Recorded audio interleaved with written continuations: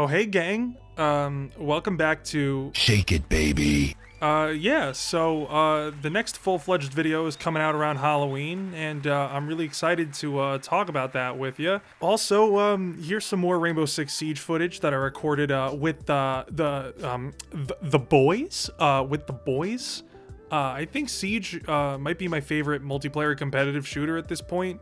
I bought it about a year after it came out, and seeing the way that it's improved over the years is a really cool thing, even if the prices for most of the operators and cosmetics is just kinda laughable. So yeah, I guess that's my game recommendation for this episode.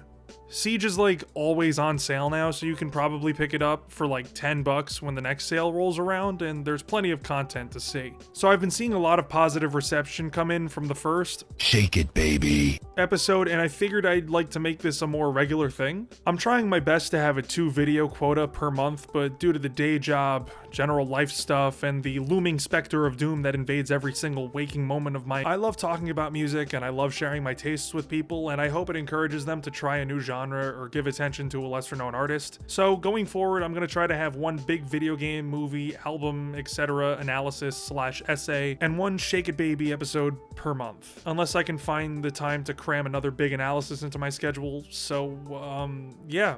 So now I'm just going to be talking about 5 more songs that I've been jamming out to recently, and I hope that you'll dig these tracks as much as I do. Let's get into it.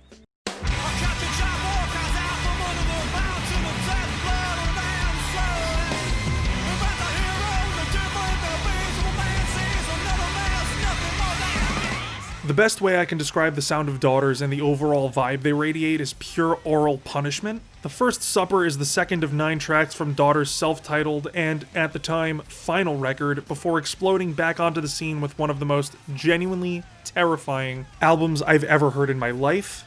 You won't get what you want. The First Supper is a noisy assault of guitars that have the dizzying discombobulation of a high wire act while sounding like pitched down train brakes. Guitarist Nick Sadler also leaves another backing track of guitars that sounds like bullets whizzing from left to right across the soundscape. I was reading the Wikipedia page for this album, and Sadler wanted to move away from the high-frequency guitar passages of the first couple of Daughters records, and wanted to explore more low-frequency and commercial-sounding songs and song structures. And nothing defines that sentiment more than the absolutely disgusting breakdown in the middle of this song that just crushes you with a cinder block of sound. The drumming and bass grooves are also incredible, and I feel like you can just imagine the sweat sprinkling itself around the room as these guys prove their technical prowess by slamming away on their respective instruments. Alexis Marshall's vocals are as compelling as ever, sounding like a ringleader at a circus for the damned. I always loved Marshall's vocal performances on the past Daughters records, and he just knocks it out of the park across this album. Highly recommend listening to the rest of this album as well, as it's just as crushing as this song.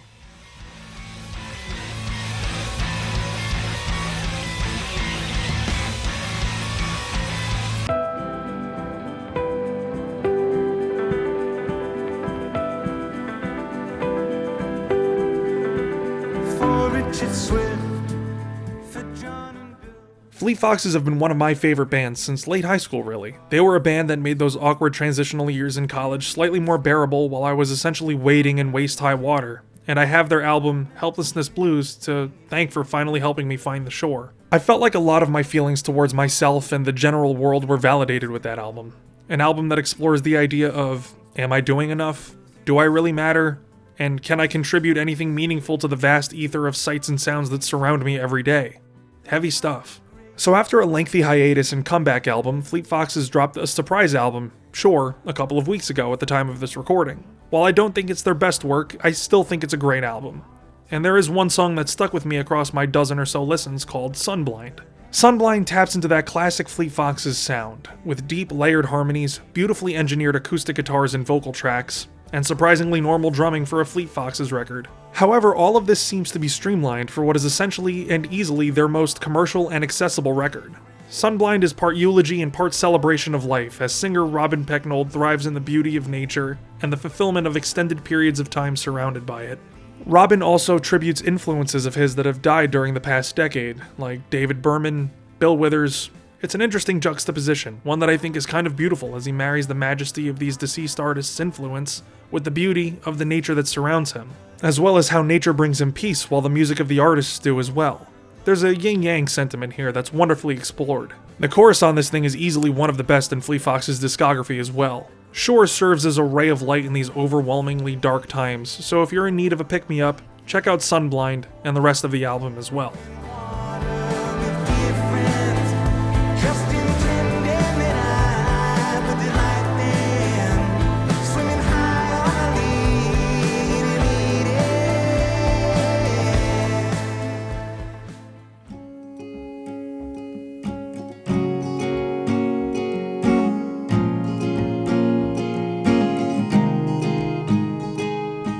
After 4 years, The Tallest Man on Earth came back last year with a record that seems more in line with the first few in his discography rather than his previous album, Dark Bird Is Home. The first few records felt isolated and had their own sense of atmosphere that felt like an early morning stroll through a wheat field or an evening walk through a plain in Sweden. There was something evocative and cinematic about the sparseness of the production and the technical proficiency of the guitar work.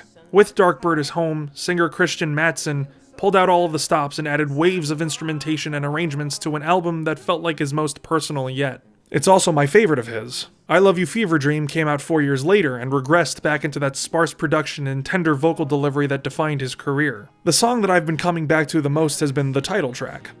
I love this song to death. It's a wonderful capstone to an album that's filled to the brim with emotional resonance and longing. Kind of like a bookend to this era of his career. The song reflects on many things, like his divorce, his relationship with his fans, and even acts as a commentary on himself. There's one line in the song that I'm probably gonna get tattooed on me one day, and it's, "I keep the hope I carry," which is just such a beautiful line. The performance is evocative of his earlier work in that it's just him and a guitar, with a special appearance from another rogue instrument every once in a while. But for the most part, it's just Christian, and I really like that. There's not much else to say. I love the arrangement, I love Christian's hopeful tone and voice, and I love the lyrics. But I keep the hope I carry, little things so I can love wherever I go now. I know I can't read minds, but I try to. I've been practicing every day.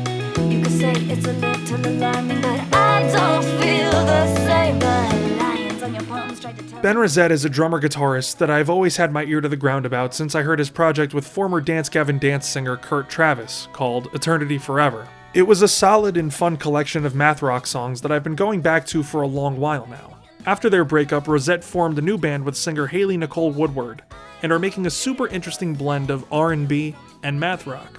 Palm Reader, I think, is the most standout track on their debut EP, with some excellent vocal and guitar performances and some wonderful synth patches and vocal harmonies. I think one thing that's really impressive about the song is the texture of all the instrumentation. There's a certain warmness to the quality of the production and engineering on Woodward's voice that make the song feel vibrant. Every performance is excellent on the track, with some stellar guitar work and drum work matching perfectly with a groovy-ass bass line. There's a tangible chemistry between all of the musicians on this song, and the performances reflect that in the best way possible. In the short time the band has existed, you would think they'd been playing together for years. Palm Reader is a lovely math rock song that espouses some great technical proficiency with its guitar work, has some lovely vocal harmonies that are resonant and warm, and a wonderful closing that should feel like absolute tonal whiplash, but sticks the landing through and through.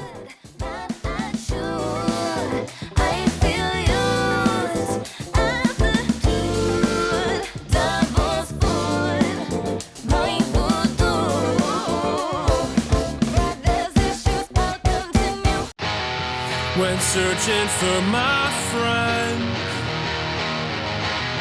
when looking around town late at night, and I thought I heard them. Friends Like Strangers is a band that I have a personal connection to because they're good friends of mine, so fair bit of warning, there's going to be a bit of a bias here. But that's not to say that I don't think they're making really enjoyable, well-performed, and compelling music, because they are. Dead Leaves is the opening track on their new self-titled EP, and it's a killer opening track to both the EP and the band's discography that effectively and succinctly establishes the world that the band inhabits. Immediately, the song grabs your attention with a banger of a distorted guitar riff that leads into singer Tristan James's classic reverby emo boy delivery. delivery. I love the production on this song, with the drums sounding booming and powerful and having a really great groove to them. The guitars sound excellent as well, with the opening riff sounding as catchy and as memorable as the chorus. Guitarist Rob DeLillo's lead guitar can't be praised enough, with his methodical and classic jangly emo guitar patches adding flavor, texture, and a wonderful dichotomy with Tristan's guitars. Bassist Dan C's driving bass line gives thumping and almost percussive resonance to the verses and chorus here, and is a delight to pick apart in the mix.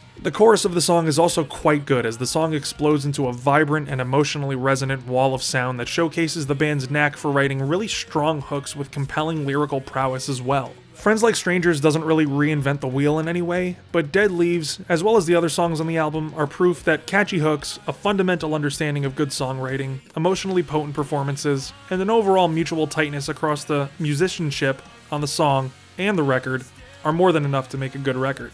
I'm really excited to hear what these guys are going to do next, and from what they've told me, work on the first album is well underway. I'll drop a link to their social media in the description.